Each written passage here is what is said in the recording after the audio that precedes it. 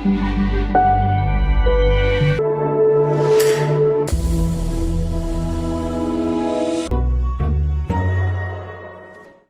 everything need a prequel or a sequel? Modern Hollywood sure seems to think so. I'm Troy from Marks on TV, and today we're bringing you some info and kind of an opinion piece that we're going to dissect about the upcoming It prequel series, Welcome to Derry. Before we begin, please like the video, subscribe to the channel, and click the bell to be notified whenever we post brand new videos. We bring you new content every single day of the week, whether it's about TV, movies, video games, and of course, pro wrestling. Now, on with the story. The link to the story on cbr.com can be found in the video description. Welcome to Derry may have a fatal flaw, and it's Pennywise. 2017's It was an exceptional film, but its prequel series, Welcome to Derry, risks a fatal flaw that could undermine the book and the film series. Of all of these Stephen King adaptations, very few have had the impact of the 2017 hit It, though the book was considered unfilmable due to its mashup of genres and King's hyper-nuanced writing, often having trouble translating to screen. The It adaptation took a focused approach and fed off the amazing performances and direction to capture the book exceptionally well, though the film series wrapped up in 2019, Bill Skarsgård's performance as antagonist Pennywise the Dancing Clown became so iconic that creators wanted to do more with him, so a prequel series is currently in development. Welcome to Derry. Welcome to Derry is a look at Derry's past as well as Pennywise's influence over the town. The series will also offer a glimpse at Pennywise's origin in the town as he feeds on the town's miners one by one. Set to film in 2023, Welcome to Derry presents an ambitious project that fans already find intriguing. With no source material, viewers will get a unique look at King's story. Though the series has promise, it risks a fatal flaw that needs to be addressed: Pennywise. And we'll get to that in just a moment. I know they say there's not really any source material, and they're sort of right, but at the same time, we saw, even in the remakes and definitely in the books, there is a lot to work with as far as different storylines they could take with Pennywise, different tragedies that pop up every so many years. What was it, 27 years or whatever? I forget the exact amount, but either way, Pennywise pops up like every 27 years or something like that, and something bad happens in the town of Derry, even before recorded history, because he's so damn old and we don't know exactly when he landed there. No, I don't necessarily need to see him or the spaceship or whatever the hell landing in Derry per se, unless they can do it really well and leave some ambiguity, which we'll get into in this next part here. But there is a little bit of source material they can work with, so they at least have a jumping off point, so there is that. Does Pennywise need a backstory? Along with Randall Flagg, Pennywise is among the most powerful and well-known villains in Stephen King's works. He is an 8.5 billion-year-old shape-shifting multidimensional creature that feeds on the fear of his prey. Showing off amazing abilities and form of mind control over Derry, he hunts with no resistance from the town as the Losers Club stands up to him. Though a simple tale, Pennywise's mysteriousness is the strength of the story, and revealing more of his past would hurt the original story. Much of Pennywise's horror comes from the ambiguity of his backstory. King took a lot of influence from author H.P. Lovecraft and left much of Pennywise's origin to the imagination, which helps disconnect it from human wants and needs, and puts the focus on the ambiguous cosmic entity that randomly chose to feed on and hunt children. An entity that does something as despicable as hunting children doesn't need too much of a backstory, and the fact that it takes joy in the deaths of its prey is that much more alarming. This is where the Derry series could fail. I definitely agree with that. That's why, I like prequels and sequels and whatever. For instance, like what's going on with Yellowstone, where they had 1883 and now they've got 1923. Something like that could definitely do with a backstory. It's based on humans and a family and how they came to be and, what they had to do to get to where they are now. I think that something like that is great. And you've got spin-offs and whatever. There are some things that lend to prequels and sequels and spin-offs, much like the DC universe and the Marvel universe and stuff like that. Things like this, I don't know, like specifically horror films don't always need a prequel.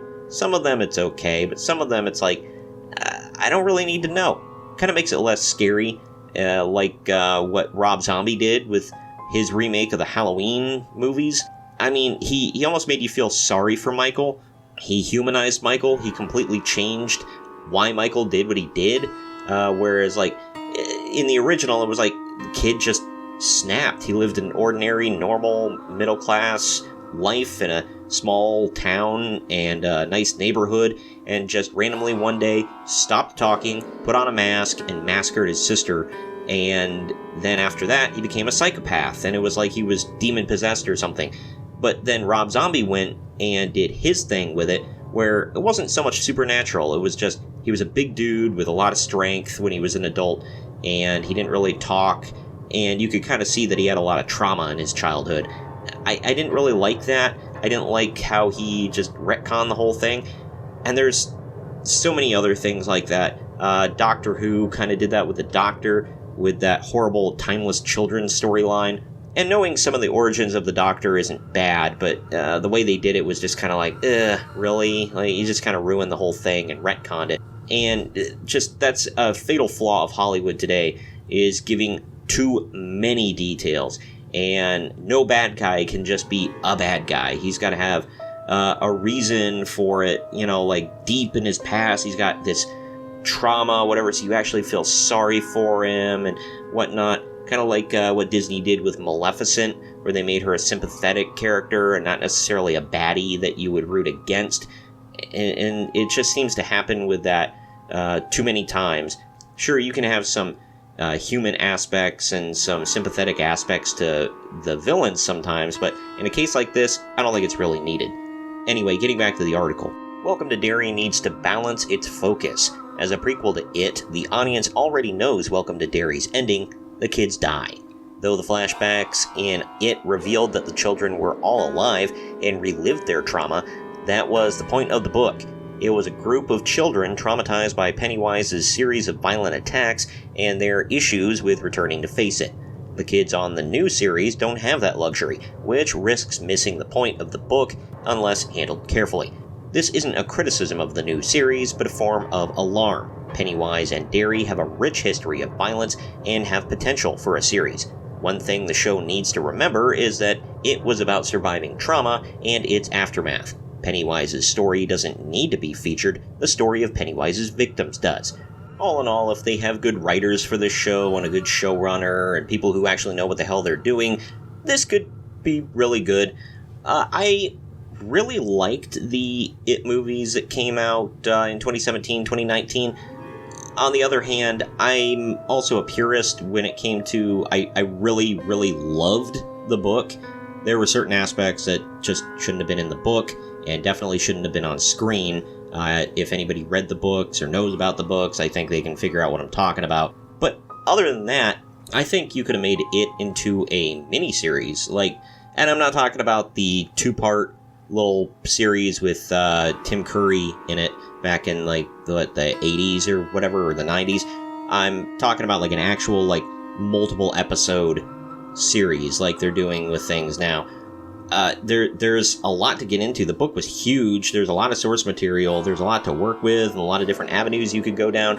And you could have worked the prequel stuff in there as well, and did some prequel episodes leading up to the kids being the Losers Club being kids, or the Losers Club being adults, different stuff like that.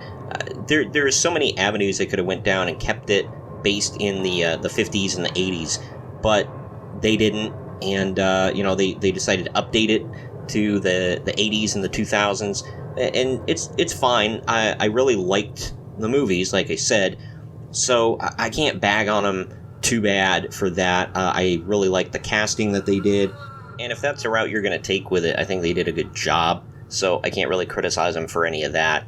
And if they've got a good vision for this prequel, and like I said, if they hired people that actually know what the hell they're doing, this could be done really well. They could also, like this article points out, completely ruin the point of everything and completely miss it, which they kept up with the trauma part really well in the movies, and they seemed like they understood the assignment as far as that went, and they got the point of the book. The point of Pennywise, though, they could completely miss that with doing this prequel too. Like this article points out, the ambiguity is a cool part of it. and it's a major reason why we fear Pennywise. It's like, what is he? Where the hell did he come from? And all that other stuff. They explore it a little bit in the books, but not totally. It's almost like, he was just kind of there. When was he just there? Whenever. He just kind of, he was there.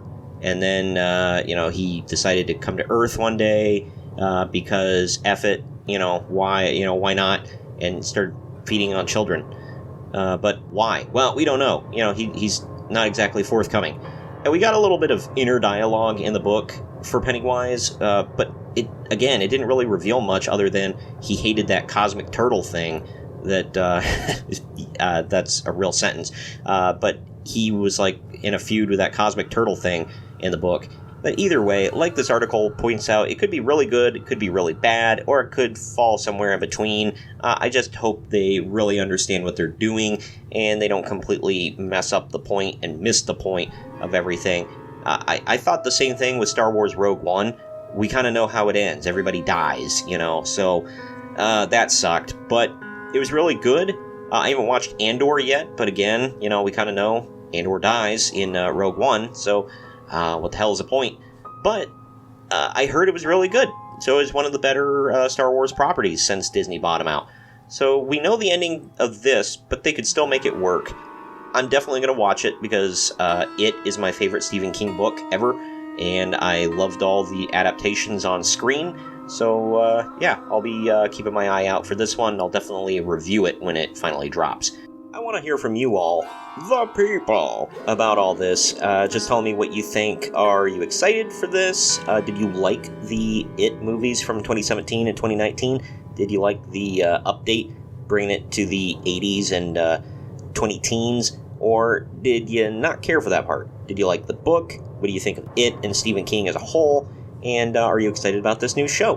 Comment down below. Also, don't forget to share this video around to everyone you know, and also like the video, subscribe to the channel, and click that bell to be notified every time we post brand new content on TV, movies, video games, and of course, pro wrestling.